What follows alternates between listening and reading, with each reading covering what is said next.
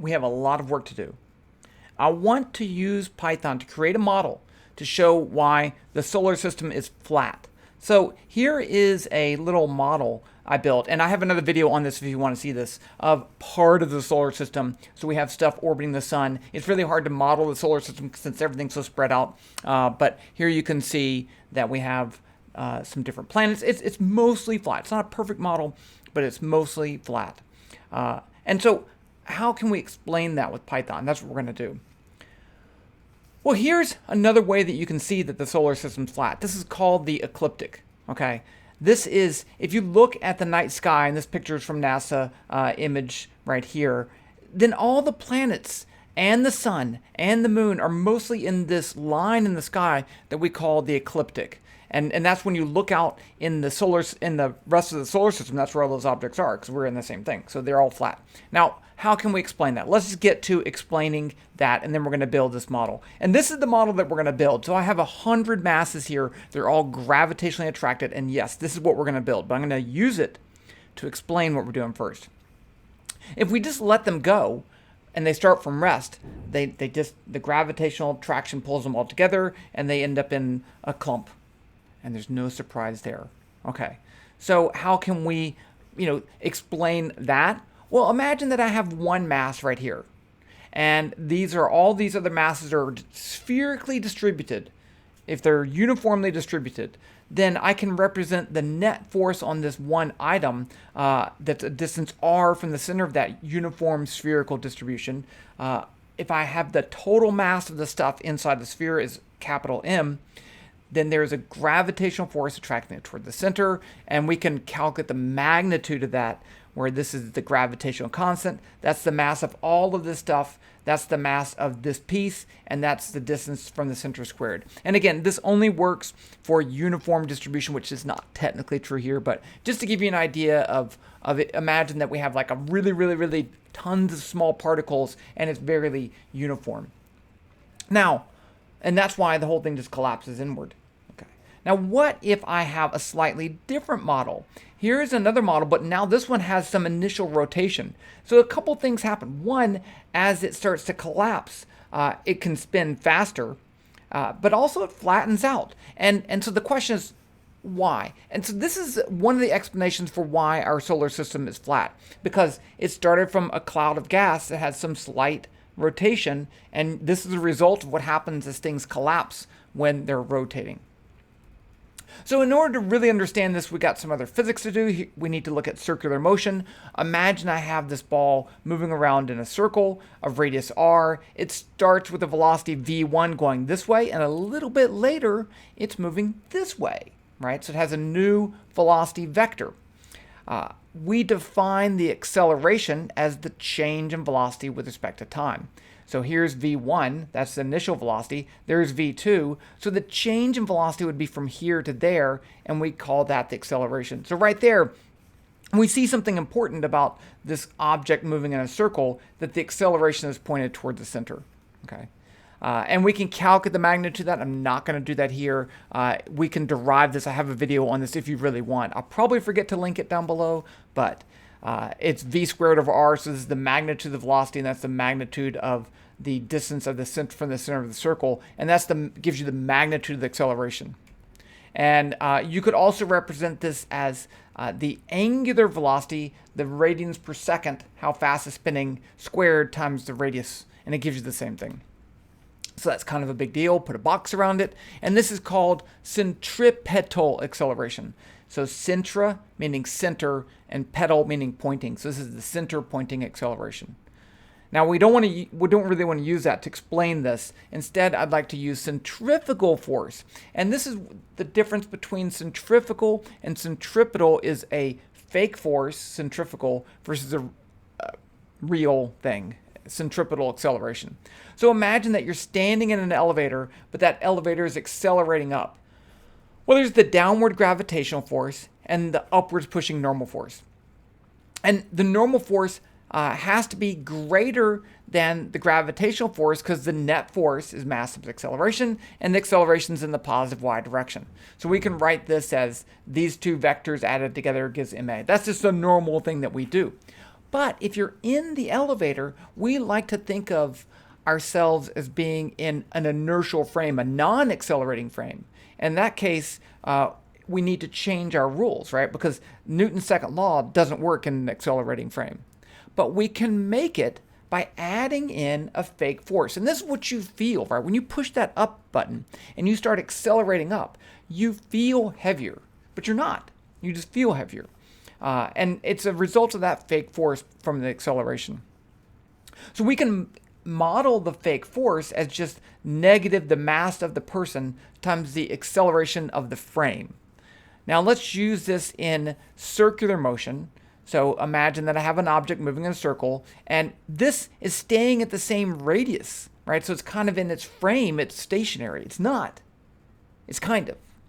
So we can explain that as a gravitational force pulling in and a fake force pushing out. And the magnitude of that fake force would be mass times omega squared times r.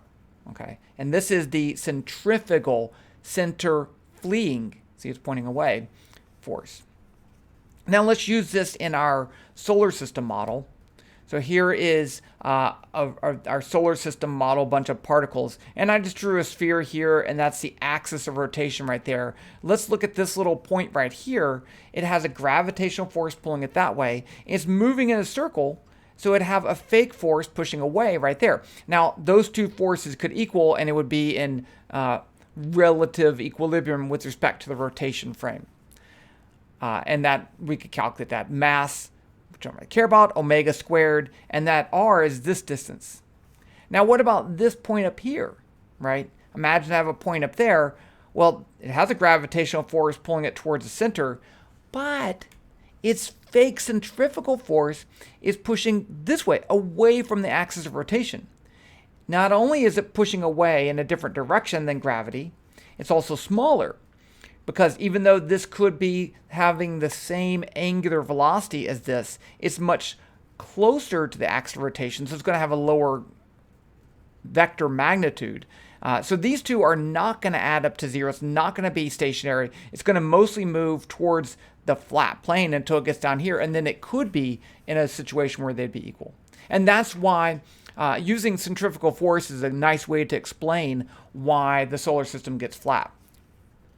Because these up here have a downward gravitational force, and they don't have as much centrifugal force to push it away, but in the flat plane, those could be balanced. That's my explanation. But the thing is, we want to model this, not using fake forces. We want to model this using real forces, and that's what we're going to do now. So that was just your basic introduction to why is the solar system flat. If you don't want to look at the Python, then just pause it right here, okay? And you don't have to. But the rest is going to be much more detailed Python stuff. Okay, so we have these two masses, m1 and m2, and they both have some location vector, r1 and r2, with respect to some origin, wherever that is, it doesn't really matter. If I want to find the forces on these, the first thing I need to do is define the vector from mass 1 to mass 2. I'm going to call that r12, and we can calculate that as the position of 2, r2, minus the position of 1, r1. So that gives me the position. I don't really care where they are. I care about the relative positions. And so now I could calculate the gravitational force on mass 2 due to mass 1, and it would be this. This is really important because it's a vector equation. I already put the box around there.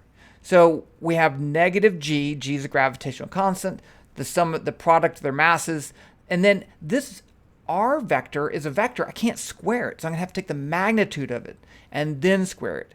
And this piece is super important too, because if I did that, I would just have a scalar value. But I want a vector value, so I'm going to multiply this by the unit vector r hat, and that gives me a vector in the direction of this that has a magnitude of 1. So it doesn't really change the scale, but allows me to get back into a vector. And then the negative sign is because if this is r, I want the force to be that way. And of course, there's a force on this one too, and we could calculate that. It's just going to be the opposite. You could redo this vector r21 that way, but forces come in pairs, right? That's Newton's third law. So this force and that force are just the same thing. They'd just be the same magnitude, but opposite direction. Now, once we have this gravitational force, we need to model the motion of all these particles. To do that, we're going to use the momentum principle. Momentum principle. So imagine I have some force on an object right here. I'll just call it F12 or just F, doesn't really matter. What does a force, a net force, do to an object? It changes its momentum. So I can represent the motion of this object with the momentum, where the momentum P is mass times velocity. And the relationship between the net force and the momentum is the momentum principle. It says that the net force on this object just tells me the time rate of change of momentum, dp dt. Okay, that's the net force. P is a momentum, F is momentum. I mean, those are both vectors, and then we take a derivative of that. You can do that. And remember, we have this as our force. And there's a problem, right? Because if this is moving, then the relative positions of things are going to change. So the force is going to change. So it's not a trivial thing to work with, right? We have a vector force, we have a vector momentum, and everything's moving. So how do we do this? We're going to use a numerical calculation. You probably knew that was coming, right? I mean, there's no surprise here. So imagine I have this object right here, and it's moving with the momentum P1, and has a net force F1 there, and has a position R1. Well, that force is going to change that momentum, so a little bit later, it would be over here. Not only did it change momentum, it changed position. So we have to deal with both changing momentum and changing position while we have a changing force. And the trick to this is to break the motion into small time intervals, delta t. If I do that, I can have P1 at the beginning of the time interval, R1 at the beginning of the time interval, and I'm going to calculate P2 and R2 at the end. So the first thing is to calculate the net force. We already showed about how to do that, right? I just need to find the position. I'm dealing with just two objects right now. We're going to do more. Let's just start with two. So calculate that net force. And then here is the momentum principle. I wrote this as a change in momentum, not a derivative, because it's a small time interval. I can approximate the derivative as a difference, delta p over delta t, which I could write as the final momentum, P2, minus initial over delta t. Now I can use this to, I cut it off. Oh, well, it's not that, you can get it. P2, I can solve for P2, and I get P1 plus F delta t. This is the momentum update statement. And I can do the same thing for position, which I again cut off because my big old face is in the way, but again, it's not that big of a deal. I can use the definition of velocity, P over M, and as delta R over delta T, and solve for that final position too. So we can update position. So here we go. We're going to update, calculate the force, update the momentum, update the position, and then do it again for the next time interval again and again and again and again. I'm going to show you what it looks like for two objects interacting, and then we're going to go over the code. So here's just two masses interacting gravitationally with each other. They're the same mass, and it looks kind of cool. I mean, and this is what we're going to make. Okay, we're going to start off with this, and then we're going to make a bunch of masses. Here is the Python program that makes this code. The first part, this is setup. So I am using Web Vpython.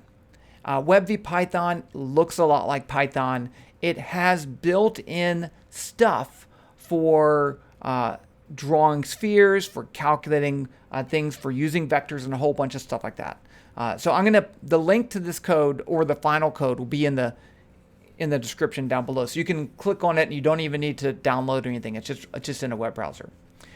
The first thing I'm going to do is I need just some constants. So my mass, my gravitational constant g. I didn't want to use the real g because then you have to deal with time scales and stuff like that. I don't really care about units right here. I just want to show that a rotating collection of stuff collapses into a flat thing. R is just the radius of my balls. R start is the size of where they are. And now I have two balls. I have B1, it's a sphere. It's going to start at some random position.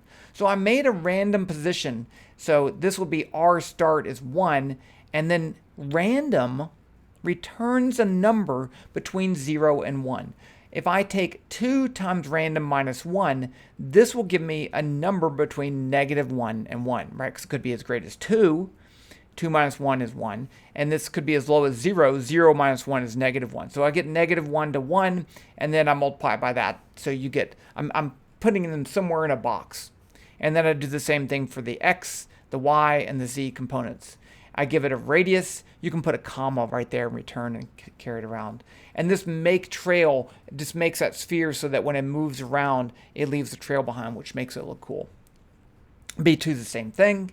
I give them both a mass, B1. So if you're not familiar with this method, this is an object. B1 is an object. And so I can associate different properties with that object. So if I say B1.m, that says that's the mass of B1, right? And it's just this standard mass that I call m up there. V0 was my initial velocity magnitude that I wanted the objects to have. And then I'm going to give them an initial momentum. Because in the numerical calculation, I need to start with the initial velocity position and the initial momentum, right? Because I can't update the momentum if I don't have the momentum.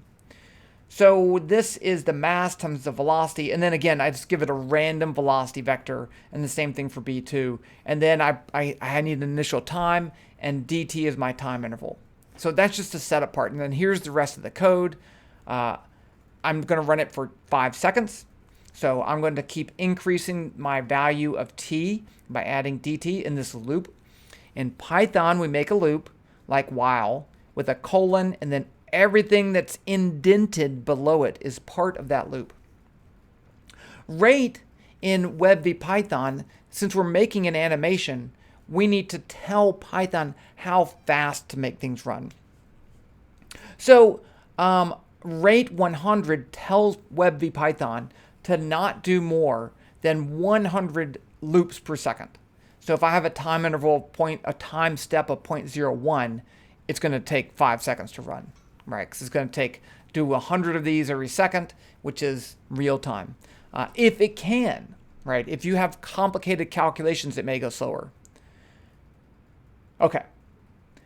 Next, the first thing I do is to calculate that vector from 1 to 2. So b1.pos is the vector location of ball 1, right? I said, where is it? Well, I'm just using that same value for my R1 and R2. I'm using .pos. It's the position of that actual sphere. Now I'm calculating the forces. I'm going to assign the force as a property to the object, which is weird because it's really a property of the interaction. But this is the net force on that object, and there's only one. Okay, so I have G times b1.m times b2.m. Norm is a built-in function that returns the unit vector of this vector. So I found r, and now I can return the unit vector r hat. And mag returns the magnitude of the vector, and then I square it. And then the same thing for b2, but there's a negative sign there. Now this line 25, what I'm doing is updating the momentum, right? I take the momentum, I add b1 times f, b1f times dt, and then I make that the new momentum. Do it for b2. This updates the position, and when I update the position, it actually moves the sphere. So that's how we get an animation. And this is momentum over mass times dt. Okay, so that's that. Now, we do need to fix stuff, right? Because here, what if I just let them start from rest and they accelerate towards each other? And then something weird happens. It's not really what I want to happen. I want them to kind of like stick together. But they kind of explode because as they come closer and closer, the distance between them gets smaller such that the force becomes greater, and they can actually jump to a position where they get a super giant force and they get kind of exploded. And it's just a calculation error. But I want to deal with this situation where I have two objects that overlap. Like this. So if I have a sphere of radius r, they're both r, I can calculate that, look the vector from r1 to 2, just like that. And I want to have a force that pushes them apart to prevent them from overlapping. So F1 on 2 and F2 on 1. And I can use this distance that they overlap and treat it like a spring. So we can use a spring force to push them apart. This is just my spring equation. K is my spring constant. And this magnitude of r minus 2r is the amount of overlap, right? 2r is the distance from here to there, and if they're not touching. And then I have to use this r hat vector so that, again, I get a force in the correct direction. And then one of them will have a negative sign and one will not. Here's what that looks like. So one of the things that I don't want to always have that force pushing them apart, only if they overlap. So once I calculate this r vector between their centers, I calculate the gravitational force, then I just check, is the magnitude less than 2r? Are they overlapping? If they are, then I need to calculate that spring force. Now, there's a trick here. So they all both have a force already, right? B1.f, B2.f. They have a force. So this is the spring force, and I just add it to that. So this is now the net force. And I do that for B1 also. Now, how do I turn off the force if they're not overlapping? Well, every time I go back to the top of the loop, up here, I reset the value. This is not a net force anymore. This is just the force. And then I either add this or I don't add that. Okay, so it is really the net force, and I can remove that when they're not overlapping. But the rest of the stuff is the same, and this is what we get. It's not perfect. I mean, you can see they still bounce off. They bounced off. Okay, I want them to stick together. I want them to do this. Here's two masses moving towards each other, and they kind of just stick together. And those are stuck together. They're still moving. They're just the total momentum was 0. So how can we do that? Well, the first thing I'm going to do is to make a function. And instead of saying, do they overlap, I'm just going to say, here's my two balls, BT1 and BT2. I use the T for temporary. It's passed to the function. And this function just says, are they colliding or are they not? If they collide, then they overlap, return the value true. If they are not, return the value false. So I can take any two balls and say, are they colliding or not? It just makes it a little bit easier because I'm going to do it twice. You don't have to do that. I just did that. So here's my new program, the loop part. I say if they collide, and then that's the same. Okay. And then down here, I say also if they collide, I update the momentum. And then if they collide, what I do is I calculate the momentum of the two objects. And then I use that to set the velocity of the two objects to the same. So instead of moving apart, momentum is still conserved because I'm using the total. I kind of just set their momentums to be the same, whatever the total of those two are. So now they should be moving with the same velocity in the same direction after the collision, even though they still might be overlapped a little bit. But they'll keep on, they won't bounce apart. They'll kind of stay together. So that's what that looks like. And then I update the position and so forth. And so this, if you do this down here, I updated the momentum and then I set them equal to each other. So if you did it the other way, what would happen is I would set the momentums equal and then I would update them. So they would change a little bit. So I don't want to do that. Okay, now we're ready for a bunch of balls. Now, if I want to do a bunch of balls, I want to review how to deal with lists because we're going to treat our balls as a list of balls. And in Python, this is Web Vpython. So we have lists. We do not have the NumPy arrays. We don't have those. Imagine that I have a bunch of words, or just a few. I can add them as a list. And then I can go through that list with this really useful statement for stuff in words. This goes through the list and calls each one stuff. And then whatever I do to stuff, it does to that word. So when I run this, it does that. It goes through the list of words and prints this thing. Okay, we're not gonna print words. I'm trying to show you an example. Another thing that we can do is to add an item to the list. So to do that, if I take my list of words and I just add rock, then when I print it, I get, you can't even see it, but it works. Okay, and there is append. There's the append function too. I just like this. It just makes more sense in my mind. And I want to point out that the point of this is not make the best model.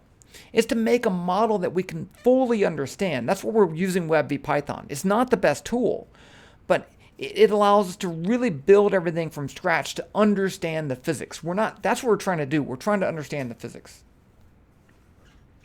Okay, so here is my start of the code to build a bunch of balls. Let's go over the important things. BS is my list of balls, and I'm going to call it BS. The S is plural, right? So I start off with an empty list. That's just open, close, square brackets. And then I can add stuff to that. And then I have my same values. I change R start, mass, gravity, K, the angular velocity, right? I want to make it rotate, and we'll get to that in a second. It's a vector. Capital N is how many balls I want. I'm going to use 100. And in lowercase n is my counter. So I want to make them spherically distributed. To do that, I'm going to generate a random vector. This is RT is a random vector that goes between -3 and 3 in X, Y, and Z directions. But that would be a cube, right? So what I need to do is to say, well, if the magnitude of RT is less than 3, then include it, right? If it's greater than 3, it's outside the sphere. So I'm only going to add things if they're in the sphere. So this is kind of like my pruning step. And then I add that sphere. It has the position RT and a radius R, and I count. If it doesn't go in the sphere, then I don't count it. So now I need to set the initial velocity. And here is an animation. The yellow vector is R. The cyan vector is omega, the angular velocity. And the red vector is the velocity of that particle. How do if I want to make them all rotate together, then I would use this. So the velocity can be calculated as the angular velocity cross the cross product with the position vector. And so that's what I can do to do that. Now, I have to be careful, because if I have an object up here, you'll notice that this is the vector R that I want to use. I don't want to use the vector from the origin. I want to use just the XZ vector, right? Because this one's going to be much closer to the axis of rotation. But then I can use omega cross R, the new R again. So this is what that looks like. I said there's a velocity parameter that I didn't use. But I'm going to go through each object in my list. I'm going to set their mass. I'm going to calculate this vector. This vector right here, b.pos.x is the x coordinate. b.pos.z is the z coordinate, but I put 0 for the y coordinate. Yeah. So this will just give me the distance, the vector from the axis to that point. So that's what I want to use to find the velocity. Cross products built into Web Vpython, omega rxz, and then I can calculate the momentum. And then what I was going to do is just add a random value to that too. You could do that. You do plus here, do a equals BP plus that, but I commented that out. I also set the initial force to 0. I didn't have to do that, but I did. And then the time and the time step. Now, I do have that same collide function. I also put a set collide function. This just sets the momentum equals, so they have the same momentum. That's all it does. I don't know why that's a function. I just did it. Okay. Now, how do we go through lists? Well, suppose I have this. Suppose I have a list of balls. I have 5 balls in my list. I can go through each. I could go for B in BS, but I want to be able to index them. So one way to do that is to make a variable I and say for I in range length of BS. So BS is 5 long, and this just makes I go from 0 to 4. And BS square bracket I is the ith element in that list. So I can print out all of their positions, and this is what it would look like, just to show you how you do that. Now, what if I wanted to go through a list and see how how one ball interacts with all the other balls? So that's what I'm going to need to do. One way to do that is this. For I in range length of BS, so it goes from 0 to 4. For J, indented in there. So for each ball I go through, I'm going to go through every ball. So I have 2 indices, I and J. And I want to have the ith particle interact with the jth particle. Now, I do not want to have a particle interact with itself, because if I did that, and I calculate the r vector from itself to itself at 0, and the gravitational force would be infinity, and that's bad. But this would just print out the difference between those two so you can see how it works. And so I can go through and calculate the net force on each object. And yes, I'm doing it in a efficient way, because I'm going through and recalculating the pairs, but I don't really care. Again, I'm trying to do something that makes sense. So here's what we have. I'm going to run it for 56 seconds, rate 1,000. I'm going to go through the balls twice. At the beginning of the list, before I go through and calculate all the other forces, I'm going to set the net force equal to 0. And then when I go through up here, I'm going to add to that the forces due to the gravitational interaction from the other objects. And that way, at the end of that list, I'll have the net force. Okay, but you got to set the net force equal to 0. Otherwise, when I go through the loop the next time, I'll just keep on adding the forces and it'll get bigger and bigger and bigger and bigger, and that's bad. Now down here, this is update the momentum, update the position. So now once I have the net force for each object, I can just say, B.P equals B.P plus B.F times dt and update the position. Pretty cool. Okay, so that's it. I'm not going to run it. I already ran that, right? That's what that looks like. That's the code for when that thing is rotating. But I am going to give you some homework.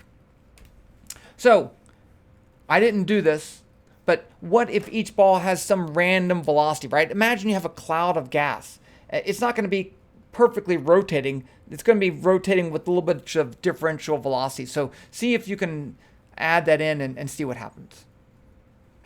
What about, just for fun, I gave a velocity vector in the y direction, but you could just give it some random velocity vector and let it go and see what happens. That'd be kind of fun. Is angular momentum conserved, right? I mean, if there's no net torque on your system, the angular momentum should be conserved. So as it collapses, it should go faster.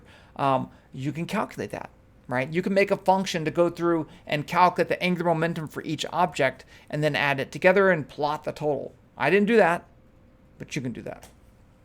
Is energy conserved? So we have just kinetic energy and gravitational potential, but you're going to have to calculate gravitational potential for all the different pairs. So it's not trivial, but not impossible, and it'd be fun. Now, here's the one that I had to play around with, right? If I have something that's rotating too fast, it's just going to fly apart. And if I have something that's rotating too slow, then it's not going to flatten out. It's just going to clump. So what value of omega and g can you pick so that it works the best, so that it flattens out really well? You can use my values, but what other ratios would work, or is there a better ratio? Okay, so like I said, the link to the code's down below. If you have any questions, I guess just let me know. And if you made it to the end of this video, it's kind of long. Good job. And that's that. I'll talk to you later. I'm still here. I can't find my mouse. Oh, that's why. That's not the right mouse. Stop recording. Okay, bye.